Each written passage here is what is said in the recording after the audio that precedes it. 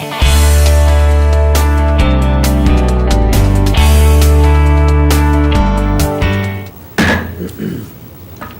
the Monday, June 2nd, 2014 Board of Education meeting to order. The first item on the agenda is the approval of the agenda.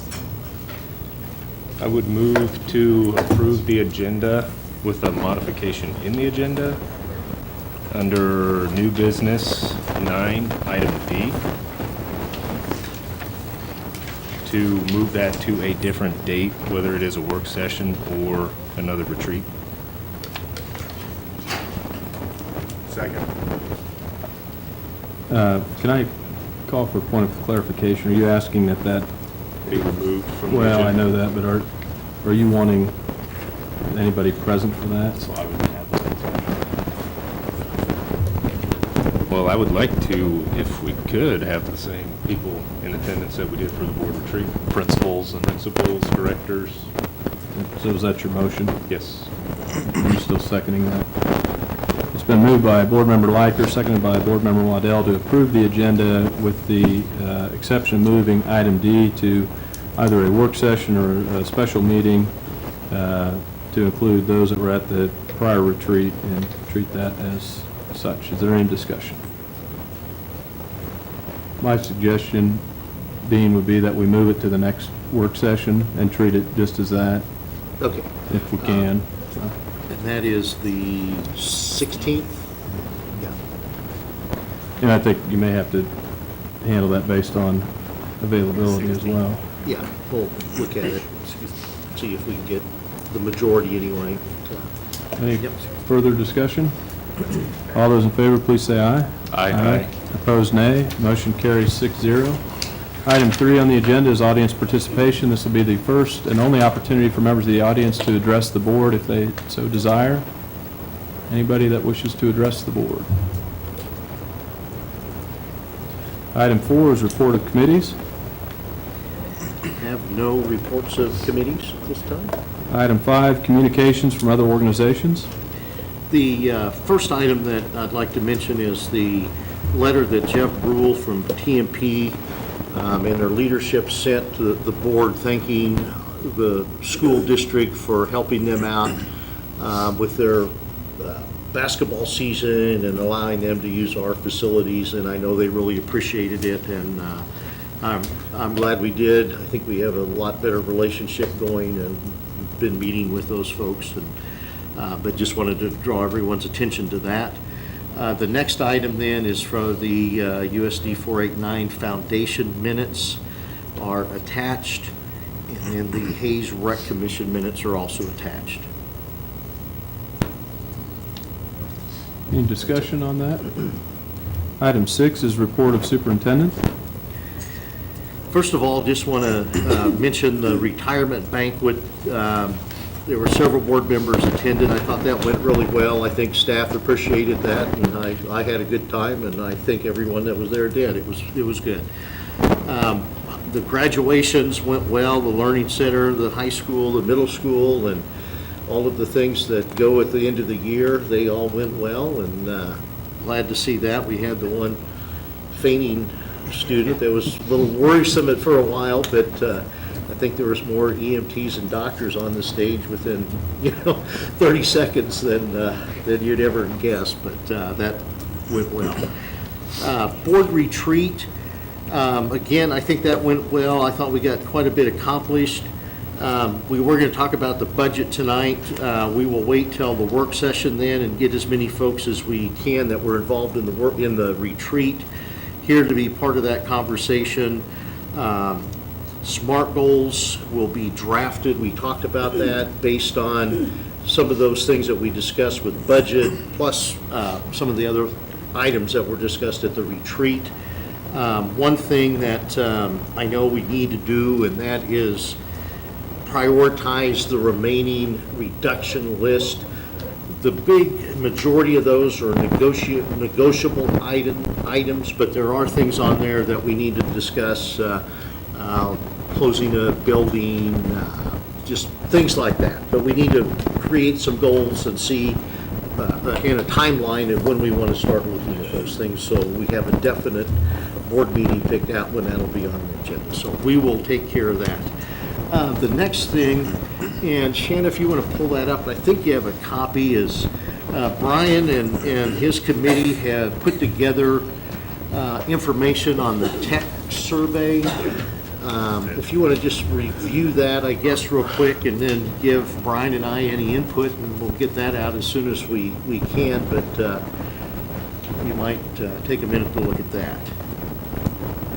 Has this gone out yet, Dean, or you're saying it's going to be going out? We wanted to show it to you guys first, and then we will send it out if with any changes or whatever, and we will get it out ASAP. Are you wanting to comment on that now, or? Yeah, if you could. I think the only thing that you may want to add is whether they have that device, or would they be willing to purchase that device if we had that requirement.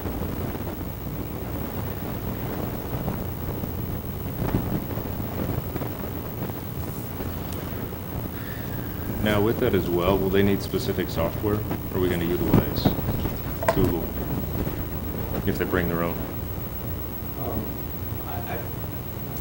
I think, let me come. Yeah, that way everybody can hear you. I think we'll be fine either which way. If we stay with Microsoft, Microsoft's offering Office 365, which is all web-based, so either which way we'd be all right. Which right now, I think we're continuing down the Microsoft path for right now. So they have option to purchase or we provide? Yeah. Okay. Well, if we have the licenses for 365, they can have, what is it, 2 instances for each student? It's actually 5 now. So the Office 365 with Student Advantage allows each student and faculty and staff to have up to 5 copies at their use. So they can actually load it on their home machines As and long as stuff they're well. employed or going to school at USD 49. Right. So I think that'll get us through that obstacle for the BYOD part. Finding any special applications that they may need, Photoshop, stuff like that, but those will be case-by-case scenarios we'll work through as we go. Those would be more on class-based enrollment. Exactly. Depends on what their class schedule's like, but I don't think it'll be a big a deal. This is just to find out the willingness to participate if we did offer something of this sort. The only question I had on, with the 10-inch screen, I didn't know if there's anything we should put in there as far as, because you can still do some of those very, very low-end Ultrabooks, which are slow. I agree. We did the 10-inch screen because of kite. That's their Okay. standard. So for state assessment testing, it has to be a minimum of 10 inches. So we stayed with that just for that reason. Okay. Not to say we couldn't provide a machine for state assessment testing if need be, but just to get a feel for what's out there. We are asking them to comment or tell us what their device is. Was one of the other inputs that was given, so. Cool. Good. So our plan is to email this summer? We're actually going to send it out, email, and we're going to follow up. We're only doing Hayes High, and we'll follow up with a center voice call, letting them know that there's an important survey out there to take. So those students at Hayes High, those parents will get a phone call. Hopefully they'll get the email, they'll click on the link, go take the quiz really quick, and then it'll be done. Can we do the same thing for the middle school? We can. We figured we'd start with the high school and see what that looks like first, and then kind of stair-step our way through. Cool. Plus, we want to get people's take for the comments. Maybe see someone has some ideas that we're not thinking of. So So what's our timing on this? we'd like to, the plan is to send it out this week and hopefully get results back by the next work session, the 16th. Great. Is our goal. Don't know if we'll get people to take it as quickly, but we're not going to hound them, but maybe send out 1 or 2 notifications. See what our take rate is first. Stay there for 1 second. The next thing I have then is just the E-rate update on the telephone and internet bills. What we have is the $58,407. That will come back as a rebate to us, correct? Yes, that's the funding for this year E-rate, the credit back for the P1, which is internet and phone or long distance. So it's pretty standard what we've been getting back. Nothing's really changed. It's just we did get the approval or the acceptance from E-rate last week. Saying And that, that's for this calendar year? yeah, June to July. And that will cover the 125 meg. That does include the 125 meg, the increase in bandwidth that we're going to have. That's just the rebate for the money we've already committed to. That Exactly. doesn't have Right. anything to do with next school year. No, it's just, you file every 6 months. Right. For your credits.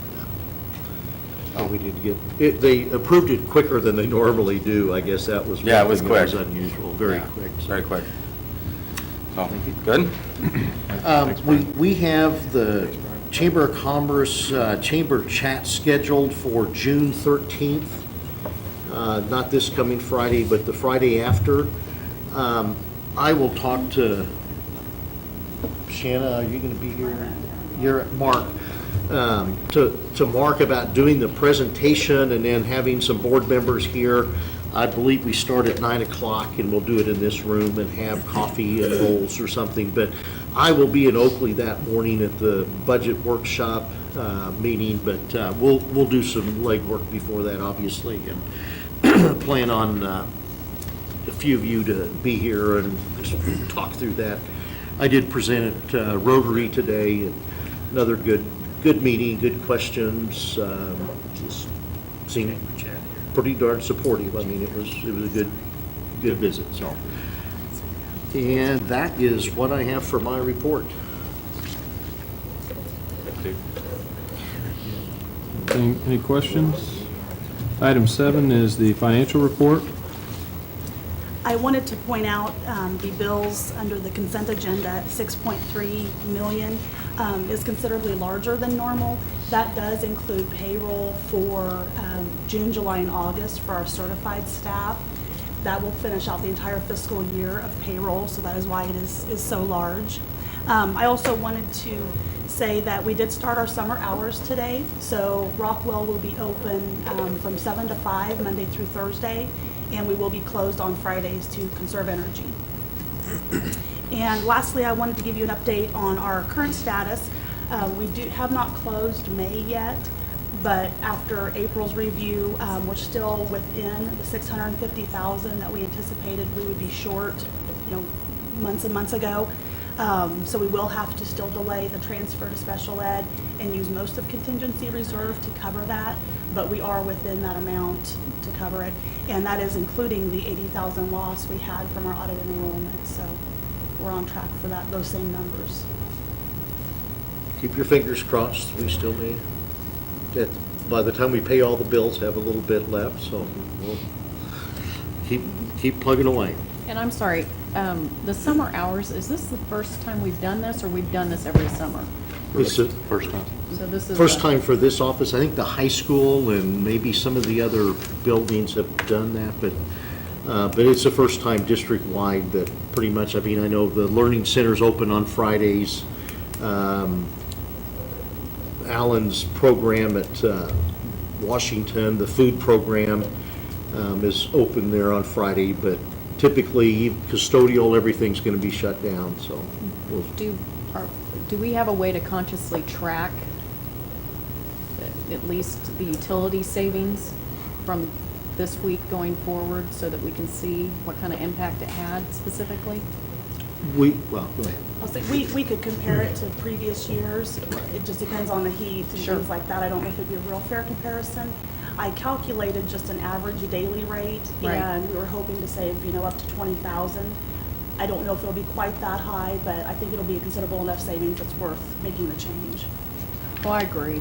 It would be nice to Be successfully able look to back put a at the end dollar of the amount on summer it, and maybe yeah. see the difference. And we can sure look at that, absolutely.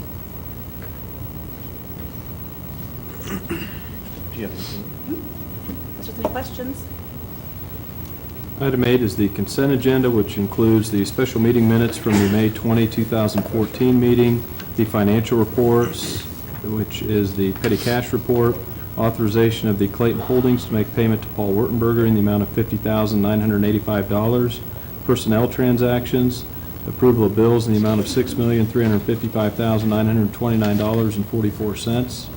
Do we have a motion to approve the consent agenda? Make a motion to approve the consent agenda. Second.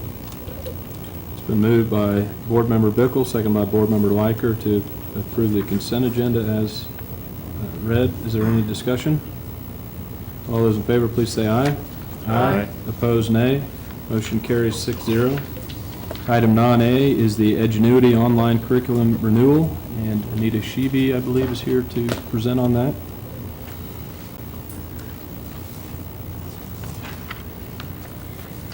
Good evening. Good evening. Well, I will always start with our mantra at the Learning Center. This is kind of the mission statement that we have developed and stuck with, and that is a high school diploma is the foundation for life, and we truly believe that. And that's why we do what we do. And then I will talk about kind of what we are just briefly, because we have a couple of fairly new people and one very new person. The Learning Center has been in existence since 2000, started by Anita Schlegel and several other people that kind of did site visits and then determined that this is what they wanted to accomplish, and it has morphed into 5 purposes. And that is, we are a high school diploma program, and the typical misconception is, well, do you offer the GED? We don't. The GED classes are offered in Hayes through Colby Community College and are managed by the Kansas Board of Regents. The high school, adults being offered a high school diploma program is funded in the same way that our traditional schools are, with just a greater, we have a greater onus of proving that they are students of ours. But we are a high school diploma program for all adults, and we will accept students up, down to the age of 16 if they have typically dropped out of school or have a proven need, such as a health condition. We do offer English for speakers of other languages, and that has been limited successful this year. We haven't had as much use of that, so I don't know if you guys noticed, we advertised a vacancy, and it's pretty broad because we're looking for the right person to fit what we have rather than fitting licensure. So we feel like really what's most important is people who can develop a relationship with the broad range of students that we have.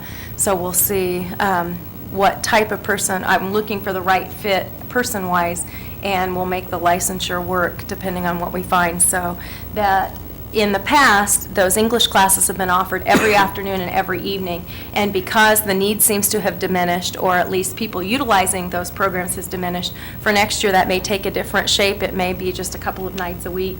It may not necessarily be covered by a teacher. It may be covered by we have a bilingual lab assistant that we could use to cover that, and we're talking about losing funding for those ESL students of maybe $200 to $300.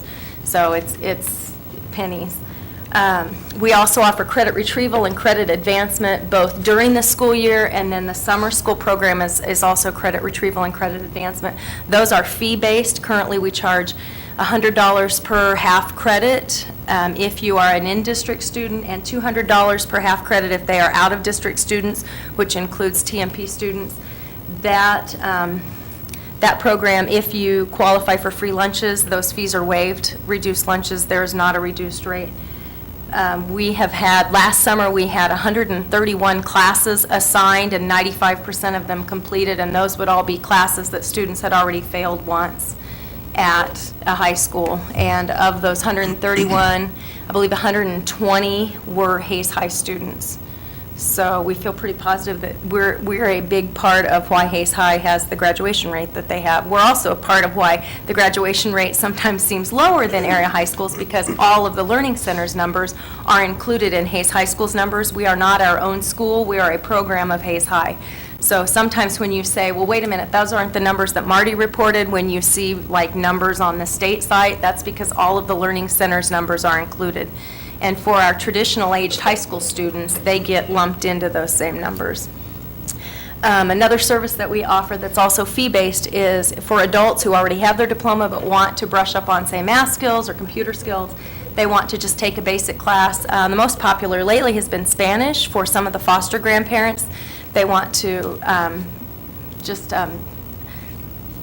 beef up their Spanish skills as they're working with students in reading or at communicating socially, and those are $25 per class. So any questions about that? That's kind of a brief overview of what we do. we cover quite a bit. As far as where you guys fit in the budget, is Right. it under the virtual school It's full-time both. equivalent? It's, we are funded, half of our budget is virtual, and half is under at-risk. At risk? Okay. Right. The cost per credit hour, I think you said was $100 per credit hour. If in district and 200 out of district. What are our costs run on that as far as what, our actual costs to Right, provide? and I'll get to, I'll show Okay. you that. And that's a good question. It's hard to pinpoint specifically because of how much we use it and in the myriad of ways that we use it, but I can give you a ballpark. And these have changed just since I updated this today because I told Shanna, we had 4 graduates finish on Friday. I had said, summer school starts Monday, here's how close you are. If you can finish this week, you can be done by Friday. And we had a couple that really didn't want to participate in our graduation May 19th, so they had delayed past that so that they could avoid that recognition. So as of right now, we have 223 students that are enrolled full-time, plus 2 that are taking the ABE classes, and we had 10 that were doing credit retrieval during the school year that started before summer school.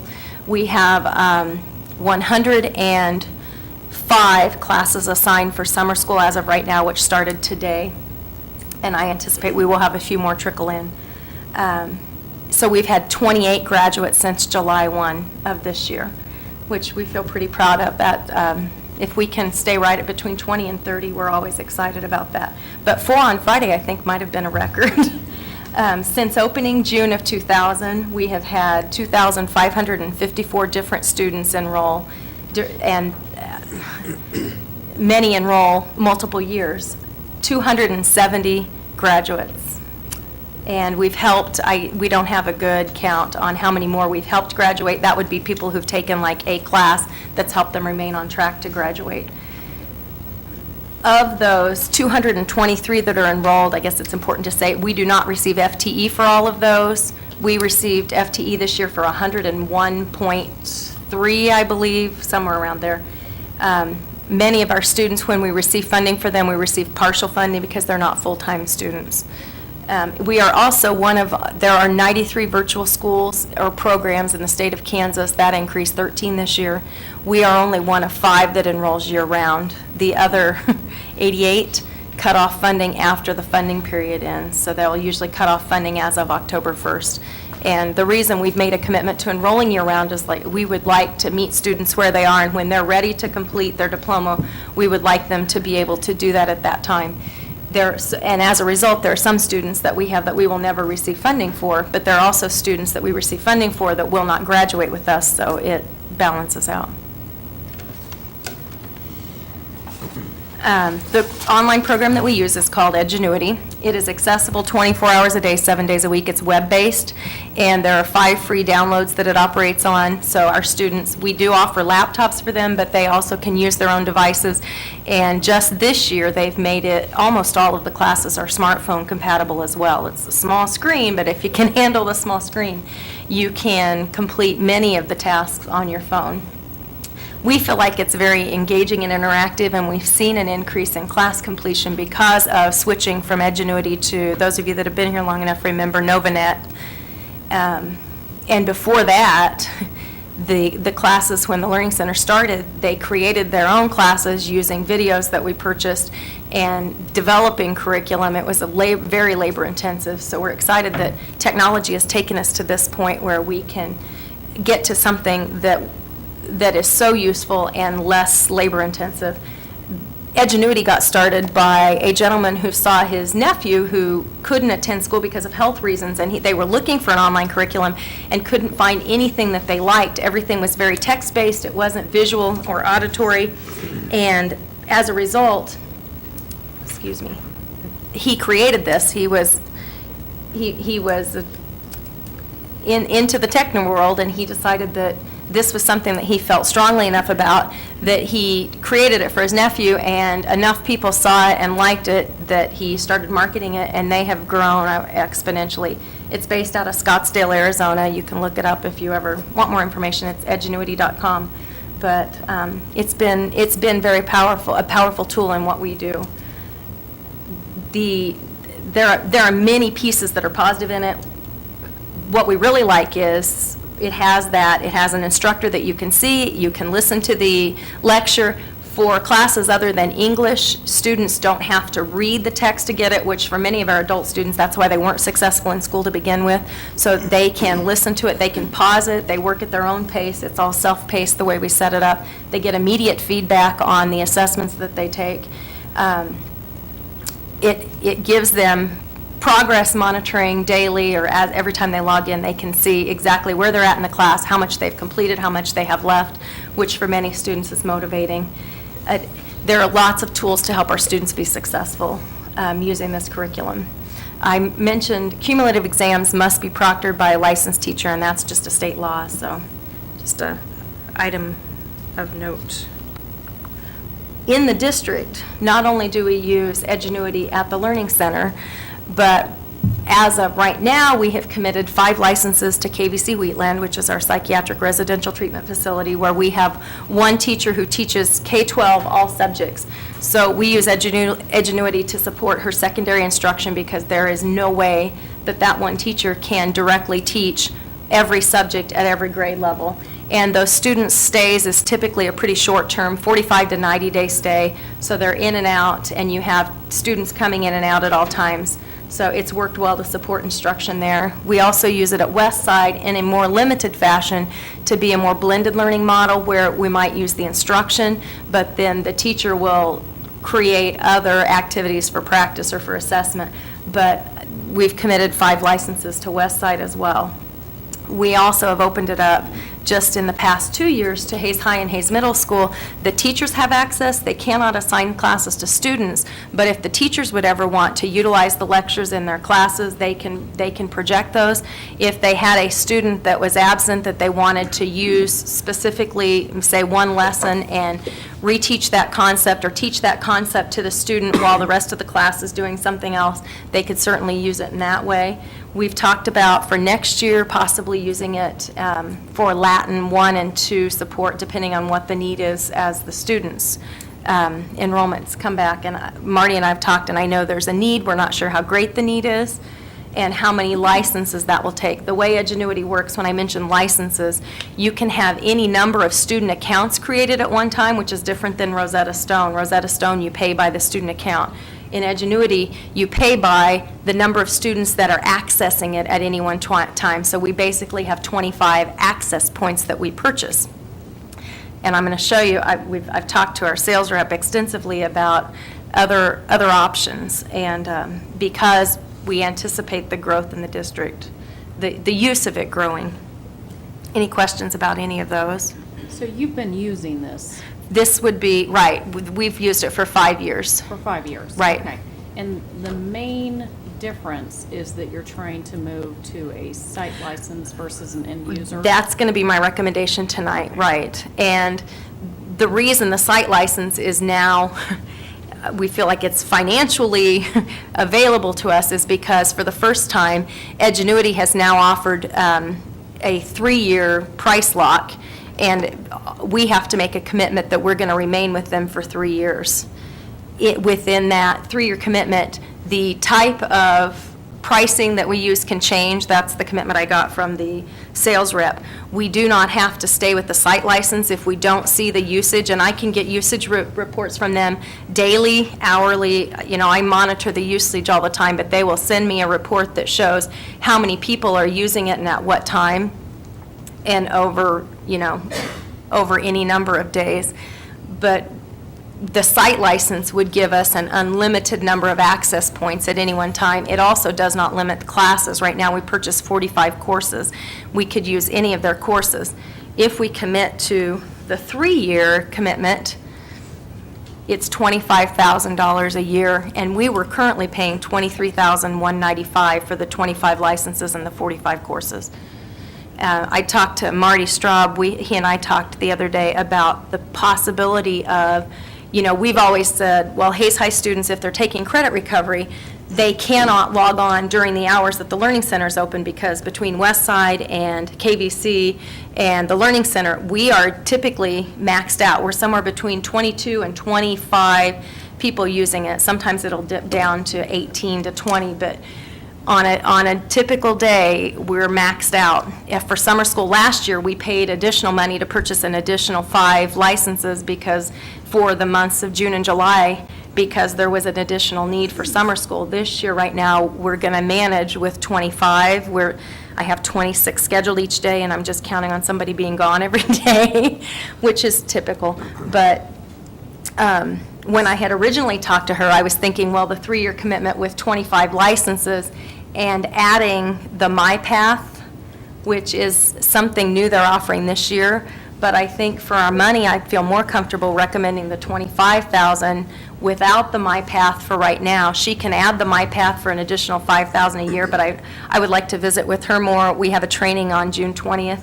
I would like to visit with her more and find out exactly how we can utilize that for our adults. That's where I see that being useful because it's an adaptable tool that will allow us to adapt a class down to the level that students may need, down to 2nd and 3rd grade level. And right now, the lowest we can adapt is 6th in some core areas and 7th in others.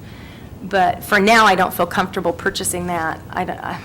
But because I feel like that $25,000 for the 3-year commitment with the site license might be the best use of our money. Hayes High could then assign students into classes, and they could be doing credit retrieval during their GPS period.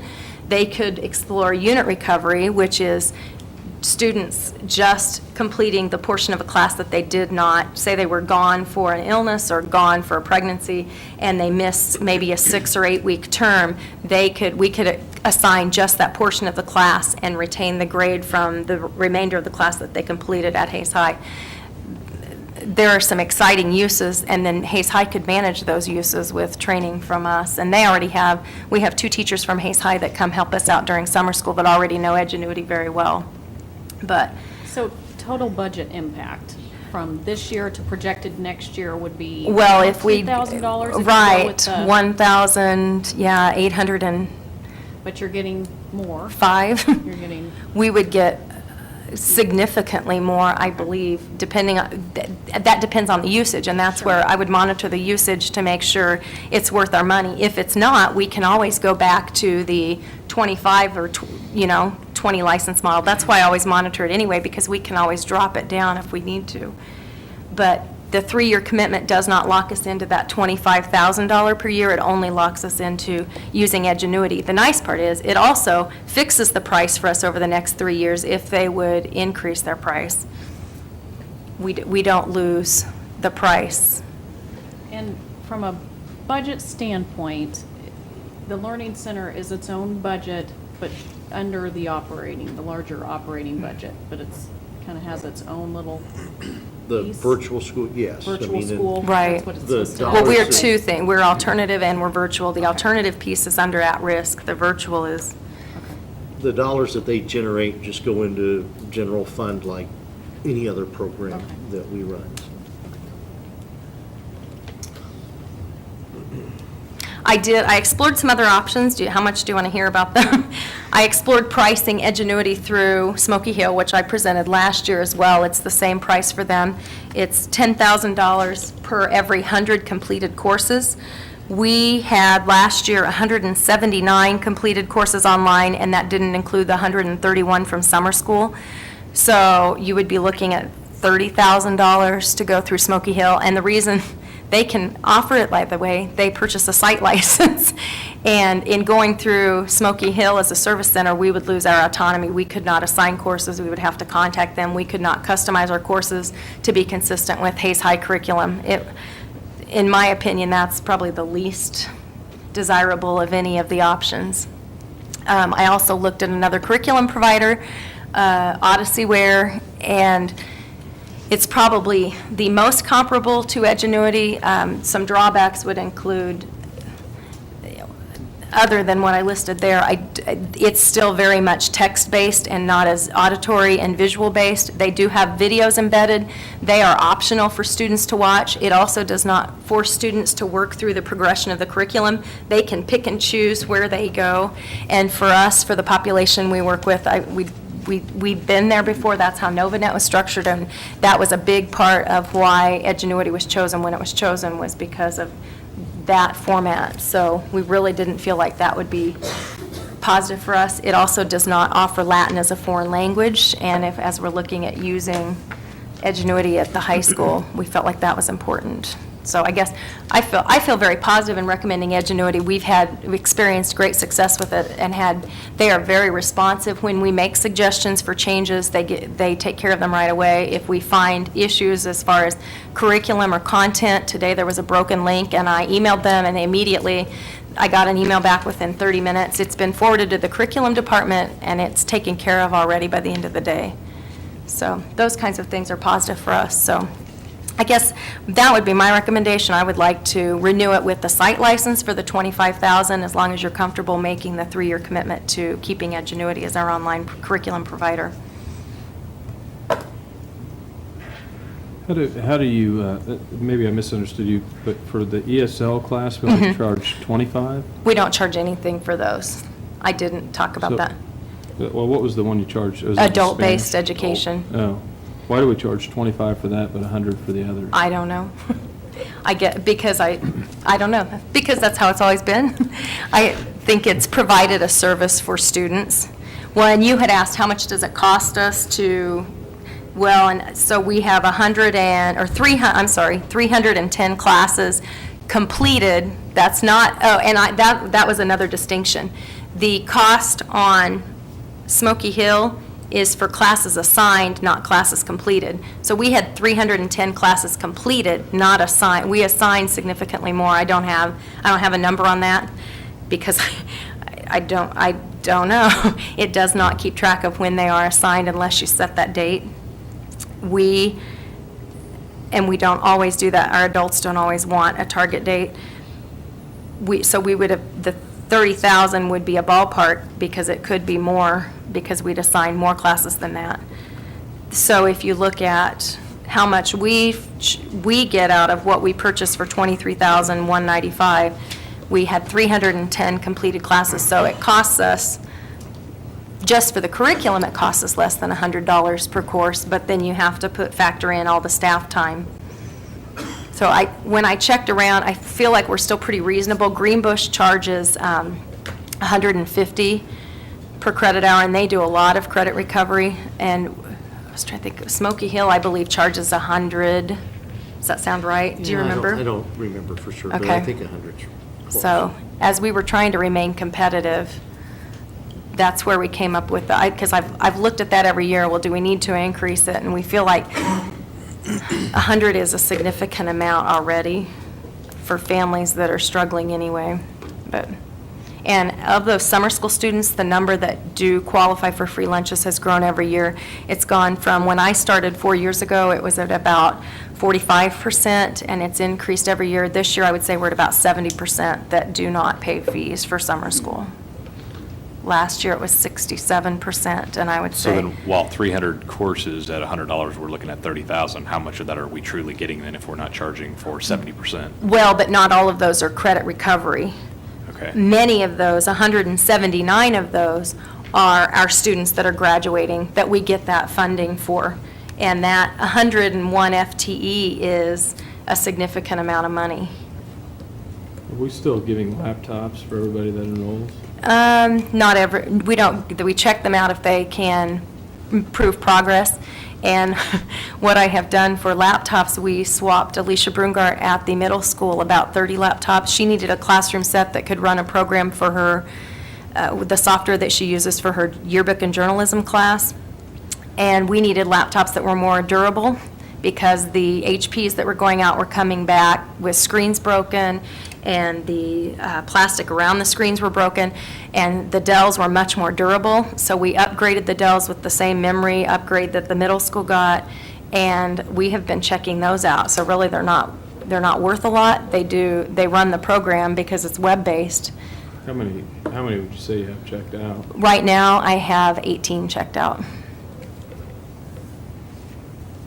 And that fluctuates throughout the year. I monitor their usage weekly. We ask them to complete 30 activities a week in order to keep the laptop. And we have a system. Our tech assistant will contact them the first couple of times, and then I will contact them, and it ends with a letter and sometimes a visit from our school resource officer if they don't return it when asked. or if they don't maintain contact or maintain info, the contact info as far as address and phone number, but If they're damaged, those computers, and this may be a Brian question or Dean, That's what I but was just going to ask. when that screen comes back broken, what are we doing? Just we follow the Isn't it? same policy as Hayes High. No, they're charged for it. It doesn't, we don't always get the money, but, right, the students are charged the same way. If it's accidental, the first incident is covered under the insurance, correct? And then any subsequent incident, or if it's not determined to be accidental damage, it's a $250 deductible now, which is where the Dells come in handy because they're not worth that much.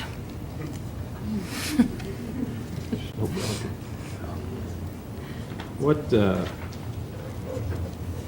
Dean, do we have, or who's competing with us on this, or Anita, I guess? Smoky Hill had a program this year, and I don't know when they started, 2-3 years ago? 2 or 3 years ago. And we are not going to allow them to run their program in Hayes the way they had in the past. We have to give them permission.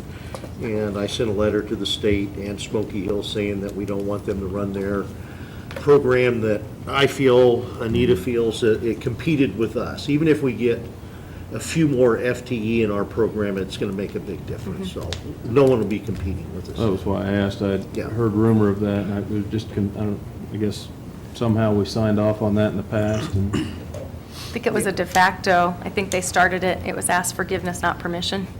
And after checking this year and talking to State Department of Ed, they have to get permission every year. And they had asked permission for this year last month, I guess. So that'll be the last time. But the other thing, we talked about the fees being what they are, but we just raised, the other fees pretty substantial at the other buildings. And, if you're, I may have these wrong, but I think at the high school, you're, what, $226 to enroll? That would be your workbook and activity fee?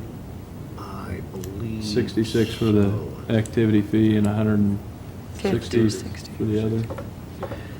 I guess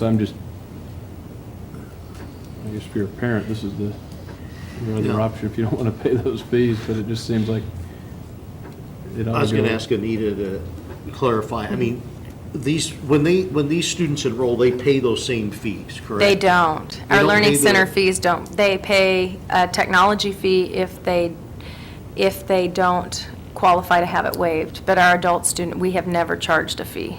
But our high school students that take it, For credit recovery?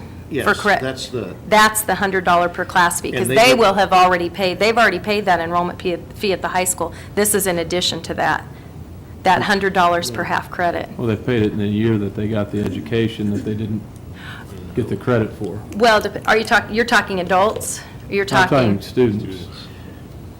I mean, when you're talking Right. recovery, they're Right. coming back in another semester trying to Right. make up what they failed the Right. prior semester right, or year. right. So they're not technically paying fees then that year then at the high school? Depends on what year they take the credit recovery. Like all of our summer school students, they're considered credit recovery.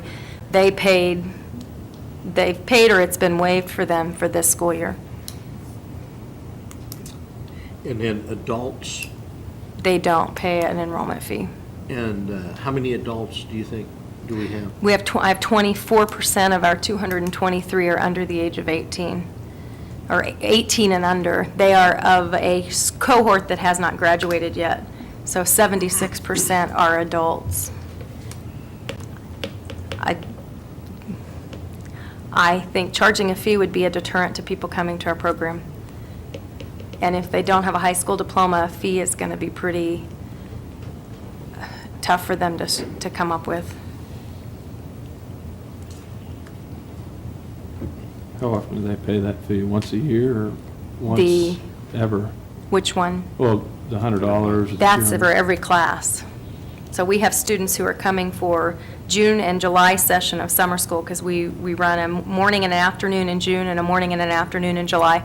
The most we'll let them take typically is 2 classes, and we have many who are, many as in 20, 23, 24 that are taking a class in June and a class in July, So that would cost them $200? if they don't qualify to have it waived. Okay, so Again, that's the 24%? Right, well, Is it? that's a separate population. Okay. Sorry, that's where, let me go back to this. I think we're trying to. Right. Talk about the population You- that is being charged the $100. Okay, that's it. So the 223, of which 24% are 18 and under, those are our students who are working with us to finish their high school diploma full-time. They attend in some manner. It might be virtual, it might be some blended model, or they may be with us every day. They're working toward their high school diploma. The credit retrieval and advancement is a totally separate group of students who are officially students of record at Hayes High or another high school that come to us just to take a class or two to remain on track to graduate. Does that help? So somebody who's taking these $100 fees. Right. Fall in where? They're the credit retrieval or advancement, which is also part of summer school. Some do credit retrieval during the school year. Many have to do it during summer school because they're not in a position to take it during the school year. Like it would compromise the classes that they're already in. Okay, so those that are in the high school diploma category. Right. Are currently students. They've paid these fees previously? No. Which the credit our recovery regular- fees. Now I've The confused. enrollment fee. This is, The enrollment fee. Extremely confusing. They don't pay an enrollment fee. They don't. Any of our students that enroll in our high school diploma program don't pay an enrollment fee. Okay. Because they're They- enrolled here. They do pay a technology fee, but we have not ever required them to pay an enrollment fee. do we have to make a decision on this tonight? On the engineering. The curriculum, I do need a decision because it's what we're operating summer school on. I guess, when's the next meeting? It'd be, June The 23rd? problem is you're now, well, I'm talking about a couple things. One of the problems is we're going to approve a piece of the budget for next year when we don't have the whole budget. And that. Right. It goes back into, I mean, I know we need it. Well, I need it July 1st. I need it to be a seamless transition because there's no summer school without Edgenuity. And I need a budget before I can vote for it, so. we won't, I mean, if you want our whole school budget, we won't have that till August, but I don't know.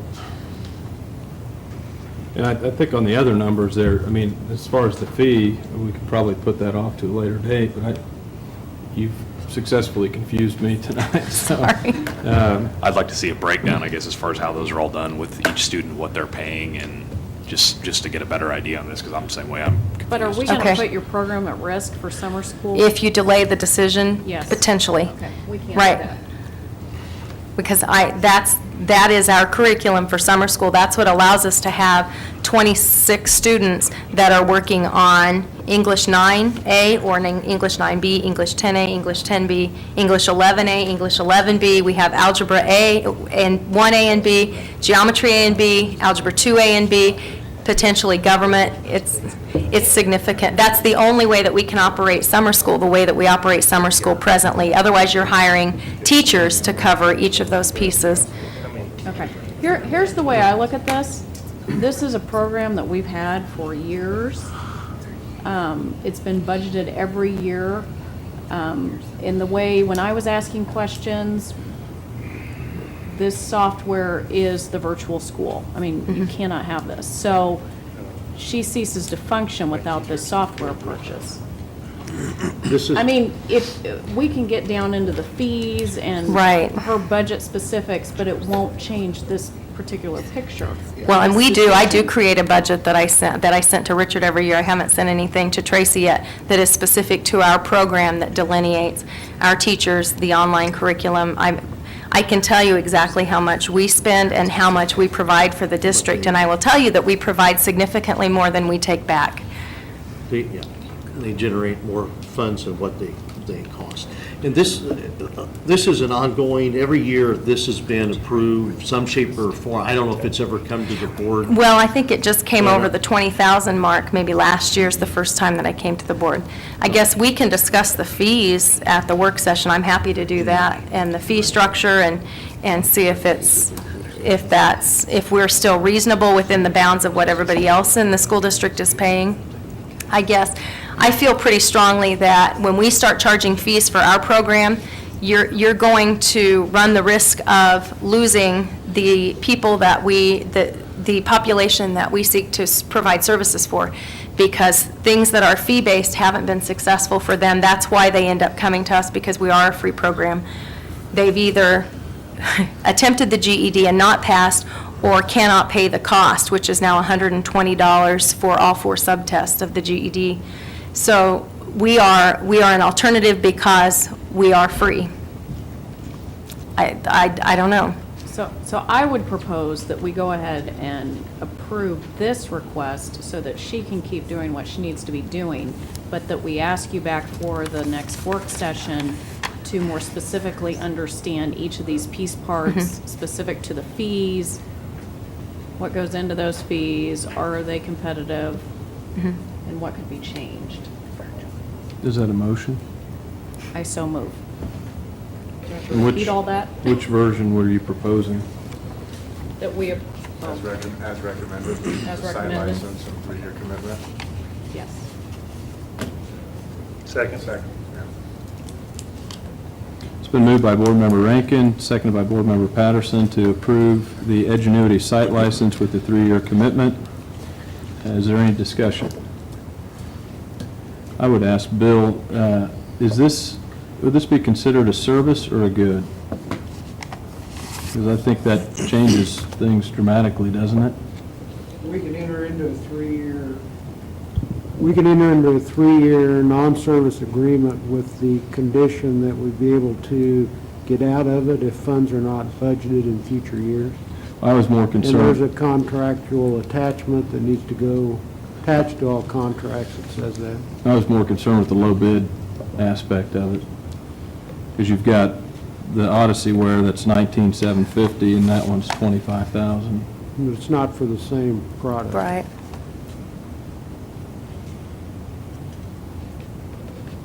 Or the same usage. That Odyssey Ware bid is for 25 licenses as well.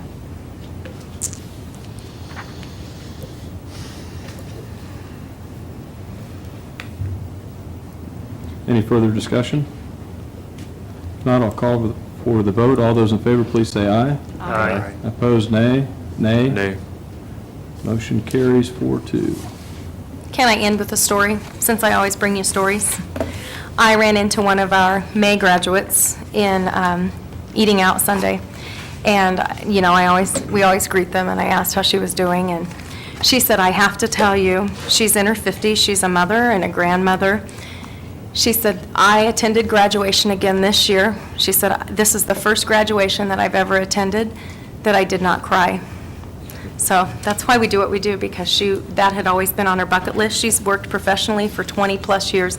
She did not need her high school diploma to progress in her profession of banking, but she wanted her high school diploma because it was a dream of hers. And for her, that was very powerful that this is the first year that she did not cry at graduation. So I'm very excited for her, and that's why we exist. Thank you, guys. Thank you, Anita. Thank you, Anita. Next item on the agenda is Hayes Recreation Commission refilling the board seat. What we will do is run this in the newspaper and solicit those that are interested in the position to turn in their applications. What I'd like to do is review those at the June 16th work session. And my question is then, do we want those that we select out of that group, and there may not be a handful, do you want them to come to the board, or do you just want to make a selection based on their application? Do you want them to come to the board meeting on the 23rd then and give you who they are and why they're interested? That's usually up to the board president, isn't it, Rick? Oh, I don't know. Not the Hayes Rick? No, I don't think it has been. So, I don't remember how we did it last time. I went back through the files. Past practice was to put an ad in the newspaper, ask for letters of application and resumes if you'd like, and then an appointment was made. And when I look back through the minutes last year, we only had, or 4 years ago, there was only one applicant. So the appointment was made from that. But if we had more than one applicant, I would be happy to send a letter as we did with the vacant board seat, inviting them to the 23rd. I mean, we changed, since that last time we did it, we changed the policy on the appointment. I don't know if that's what you're talking about. I think that's But what I'm getting at. I don't know if, I'd have to look at that. I don't know if that's usually the nominations are by the board president, but it doesn't matter to me. If we do it after July 1, then it can be somebody else's. Well, I guess the question then would be, do you just want to make a nomination, or would you like me to run the ad in the newspaper? I think we'd requesting still it? want the ad. Okay. Regardless, and I guess we can figure the rest of it out And then later. at the work but- session on the. So if we run it, I mean, put that in the paper right away and ask for applications, and if we ask to have them turned in by the 16th, is that a long enough period of time? Or I guess if not, we can, well, we really need a deadline, I guess, in there. Well, we can decide at the July meeting, because they don't start until August 1st, correct? Correct. Yeah, no, that's fine. So do you want to just wait? Roger Bixman had requested that we bump it back because I think the last meeting for their person is June. And then July is when the next appointment starts. But I may have misunderstood Roger. I'd have to go back and look at my email to confirm. That's why I bumped it back on the. On your committee appointments, it says the appointment date is August for those ready. Okay, and maybe it had to do with taking the seat in August, so. Okay. Well, I can clarify with Roger, Greg, and do whatever you guys would like. It's not a problem. The term doesn't start till the 1st of August, so, I mean, I don't know that we can appoint an early resignation. Maybe we can. I don't know how that works, but Right, okay. So we will put it in the paper then, and just, you want to just wait till, The 16th and see how many applicants we get. Yeah, okay. okay, and I'll confirm on the dates. And we'll with bring Roger. those to get them out, obviously, and then we can make a determination then. So, okay, that'll be on the work session agenda. And then this is a 4-year term that we'll be appointing somebody to the rec commission for. next item on the agenda is the board approval to utilize contingency reserve funds. Tracy, you want to talk about that, or? Sure. This is just a request to use up to the full balance, which would be $394,005.71 that we have in our contingency reserve.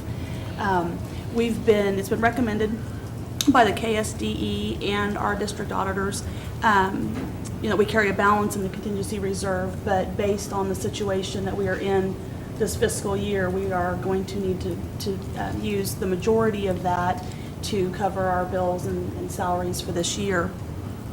It was recommended by KSDE that if you would approve it, that we could use it for the June payroll. We could use any amount up to the $394,000 that we would need, not saying that we would use all of that. We would like to delay the special ed transfer first and then use contingency reserve after that as needed up to the end of June to finish off our bills for this year.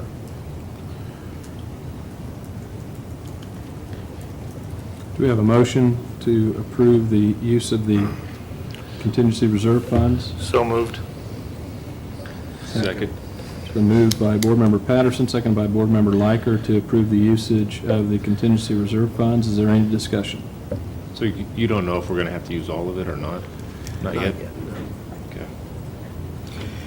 I would like to be able to save or not use it all, if there's any way possible. So we'll hopefully have something left, but at this point, we don't know. Any further discussion? I'll call for the vote. All those in favor, please say aye. Aye. Opposed, nay. Motion carries 6-0. Item D, we move forward. The next item on the agenda is discussion by board members and agenda requests. Seeing none, I would move to enter into executive session for a period of 45 minutes to discuss, Dean, is it just negotiations? Attorney-client privilege personnel negotiations. Attorney-client privilege, personnel, and negotiations to include the board attorney, the superintendent, the director of curriculum, and the director of finance. I know I got that title wrong, but do we have a second? Second. Been moved by myself, second by Board Member Patterson. Is there any discussion? All those in favor, please say aye. Aye. Opposed, nay. We'll start at 7:35 and be back here 45 minutes after that.